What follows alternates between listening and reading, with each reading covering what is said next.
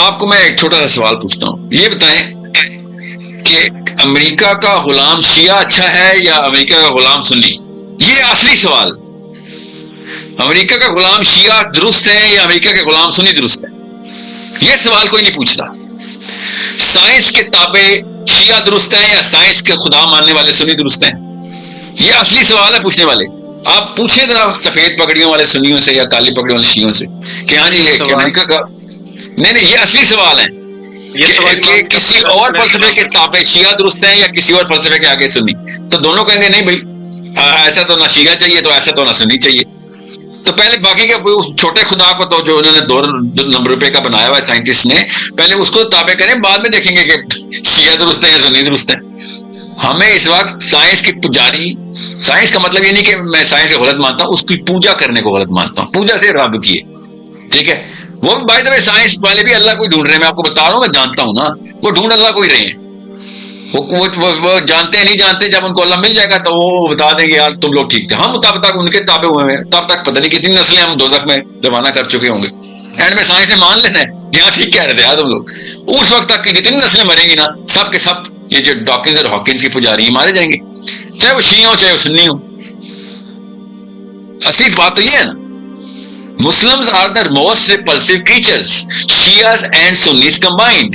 پوری دنیا میں سب سے repulsive جو adherents to their doctrine ہے، اور مسلمان کو دیکھ کے کوئی مسلمان نہیں ہونا چاہتا غیر مسلم، چاہے وہ شیعہ مسلمان ہو یا سنی مسلمان ہو۔ کس پہ اپنا ایگو چاٹنا ہے جو کہ نہیں شیعوں کو دیکھ کے مسلمان ہونا چاہتے ہیں؟ نہیں کوئی ہونا چاہتا، چاہے آپ کالی پگڑی والے یا سفید پگڑی والے، آپ ہم سب لوگ دنیا کی سب سے repulsive قوم ہیں، ماننا پڑے گا ہمیں، we need to admit the truth.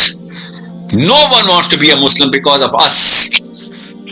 We are the worst representatives of Islam, of the Quran.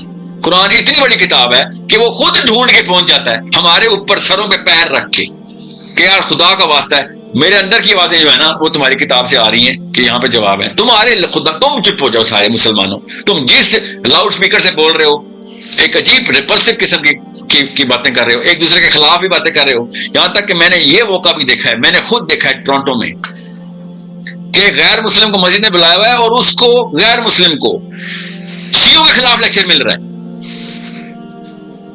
سوچیں مصریوں کی مسجد تھی، حنفی بیٹھے ہوئے تھے پاکستانی، اور اس کو بتا رہے کہ تو مسلمان تو ہو رہا ہے مگر یہ کام نہ کری، یہ شیعہ مسلم ہوتے ہیں، یہ کا وہ اس کے اوپر کیا امپریشن جا رہا ہوگا کہ بھائی تم لوگ آپس میں تو پہلے ٹھیک ہو جائے، بعد میں بتانا میں ٹھیک، میں تمہارے پاس آؤں یا کدھر جاؤں۔ مطلب پہلا دن اسلام میں غیبتوں کا میں نے خود اپنی آنکھوں سے دیکھا ہے، اور میں سوچ رہا ہوں یہ انکل کو کیا ہو گیا۔ اب چھوڑیں وہ انکل پاکستانی مولوی صاحب تھے، ٹھیک ہے، یہ سیئرز کی مسجد والے، Albion and Islington. I'm saying this to you, Albion and Islington. You know who I'm talking about. All the Toronto Muslims. وہ شیعوں کی بلائیاں کرنے بیٹھ کے، یار ایک کرسچن کا بچہ ادھر آیا تیرے پاس اسلام قرآن پڑھ کے، قرآن میں اس کو قرآن سے کہا تو کیا اس کو بتا رہا ہے کہ یہاں پہ یہ بھی چلے گا تو یہ نہیں ماننا، یہ نہ ماننا ان کا، وہ غلط۔ جب یہ حالات ہو چکے ہوں تو پھر آپ کو سمجھ آنا چاہیے۔ By the way, that was my turning point as well. اس دن مجھے پتہ چلا تھا کہ استاد جی یہ تو بہت ہی بڑا گٹر ہے جو آپ لوگ اس میں بیٹھے ہوئے۔ So it's a problem, and we better start solving that problem. ٹھیک ہے، پھر دیکھنا کہ کنفیوژن، ٹھیک ہے، اور وہ واقعہ بالکل زبردست طریقے سے ایکسپلین کرتا ہے، اور آپ کے سمجھ رہے ہیں، میں نے خود ہی بک آف میتھیوز پڑھی اور میں نے ایسے ریفرنس کے ساتھ بیٹھ کے یہ بات تفصیل سے گرا کھول کے ان لوگوں نے مجھے سمجھائی ہے کہ پونچیس پائلٹ کا کیا مقام ہے۔ And I always ask them کہ جب تمہیں پتہ ہے اس بات کا تو پھر کیوں نہیں بتاتے؟ تو انہوں نے خود کم از کم 4 ایسے ریفرنس ہیں، انہوں نے کہا منسٹری نے ہمیں منع کیا ہوا ہے۔ جیسے وہ نہیں ہوتے وہ جو فرقے والے مولوی مسلمان، نہیں یہ بات نہ بتانا کہ یہ صحابہ کے آپسی مسائل ہیں تو یہ امت گمراہ ہو جائے گی، ٹھیک ہے، وہ اسلام چھپاتے ہیں۔ بالکل انہوں نے یہ کیا ہوا کہ یہاں پہ تو اسلام چھپا دو، وہ بھی اسلام ہی تھا نا جو انہوں نے چھپایا ہے، کہ نہیں منسٹری نے منع کیا ہوا، یہ والی بات کے اوپر بحث نہیں کرنی آپ نے کہ پونچیس پائلٹ نے جو کیا ہے وہ کون سا والا جیزس تھا، ٹھیک ہے۔ سو یہ میں اپنے آپ کو گواہ ٹھہرا کے بتا رہا ہوں کہ I have heard the man who was a reverend who told me ministry has banned us to talk about this, کیونکہ یہ تو بہت ہی بڑا پینڈوراز باکس اگر کھل جائے گا کہ ہیں Jesus was left alone, not put, some other guy was put on the cross. وہاں پہ جو 600 بندہ آلٹر میں کھڑا ہوا تھا وہ 600 بندہ ہی آلٹر میں تھا نا, وہاں پہ کوئی موبائل یا یوٹیوب تھوڑی تھی جو اسی وقت دکھا دیتی کہ یہ دیکھو اس نے کہا ہے بarabbas کو چھوڑ دو, جیسس بarabbas کو. جیسس بarabbas کیا ہے؟ اللہ کا بیٹا, ٹھیک ہے. سو بarabbas, you need to understand. سو ایسی زبردستی انہوں نے جو گیم ڈالی ہے وہ پولیٹیکل گیم ہے. they know that. Ask them. عام سے کسی کرسچن کو تو نہیں پتا ہوگا نا, تو عام سے کرسچن کے لیے کیا کہتے ہیں آپ؟ کیا بک کو میتھیو میں کھولنا بیٹا, پڑھنا ذرا, ورس 22 سے شروع کر 28 تک مسلمان ہو جائے گا. اب عام سے کرسچن سے کہ تو پڑھنا, وہ پتا کہے گا نہیں میرا علم کافی کم ہے تو مجھے کیا پتا اس آیت کا اصل میں کانٹیکسٹ کے, کانٹیکسٹ بھی پڑھ لے. تو بک کو میتھیو شروع کرتے ہیں, دیکھ لیتے ہیں کانٹیکسٹ کیا ہے.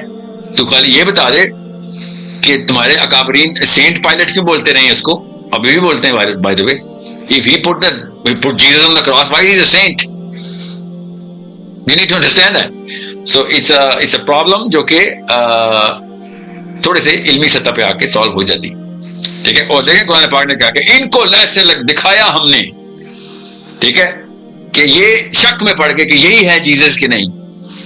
اور کیا تفسیر کی ہوئی ہے اردو میں, کیا تفسیر ہے کہ وہ بندے کی شکل ملتی تھی. 600 تو بندہ تھا ادھر, پورے بنی اسرائیل کو کیسے پتا کہ وہ شکل ملتی تھی کہ نہیں تھی؟ ٹوٹل 600 بندہ تھا, 600 بھی انہوں نے یہ نہیں بتایا 600 سے, انہوں نے کہا 600 کا آلٹر تھا, کیا پتا پورا بھرا بھی تھا کہ نہیں, 200 300. پورے بنی اسرائیل کو, پورے جروسلم کو کیسے پتا کہ کون سی شکل ہے کس کی نہیں ہے؟ سوچے. It was made for them to believe. یہ قرآن پاک کی آیت ہے. We made them to believe کہ یہ اصلی عیسیٰ ہے. اصل میں یہ اصلی عیسیٰ نہیں تھا. سو یہ ایک شک جو ڈالا گیا تھا, اللہ تعالیٰ نے خود ڈالا تھا, ان کو شک میں ڈال دیا. وہ شک میں کیسے ڈالا جاتا ہے پتہ ہی نہیں چلا, خبر ہی ہے بس. ہمیں کیا بتایا جاتا ہے, ایک شک میں ڈالا گیا کہ یہ جو سلیب ہے یہ جیسے کیا امپائر اسٹیٹ بلڈنگ کتنی سلیب ہے, 8 فٹ کی جو سلیب ہے سامنے دیکھ لو, سمجھے. تو وہ خبر میں شک میں ڈالا گیا. یہ تو انجیل خود ضامن ہو گئی نا, اللہ نے وہ بچا کے رکھی ہوئی ہیں ساری کی ساری آیات. مجھے آتے نہیں ہیں 2-4 الگ الگ طریقے سے الگ الگ مفتیان کی videos, but this man has really inspired me, not just impressed me. اللہ تعالیٰ ایسے گفتگو کرنے کا سلیقہ تمام مسلمانوں کو عطا کریں. بہت ہی شائستہ غصہ ان کو آیا ہوا تھا, آنا بھی چاہیے. میں تو چاہتا ہوں مسلمان اسپیشلی قرآن جس نے ہاتھ میں پکڑا اس کو اس وقت غصہ آئے کہ کیا حالات ہے اس حکومت کے. مگر I absolutely love that guy. پہلی دفعہ مجھے اتنا مزہ آیا, اتنی ایلوکوینس سے بات کی ہے انہوں نے, اور اتنی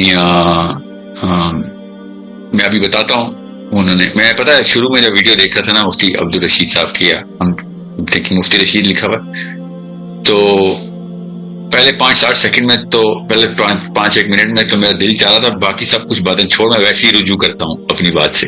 یہ جو کھڑے ہونے والی بات ہے نا اسلام میں, اتنا اٹریکٹیو بندہ, ماشاء اللہ اللہ ان کو ان کی زبان میں حق گوئی کی اور ان کے اور فراست دے.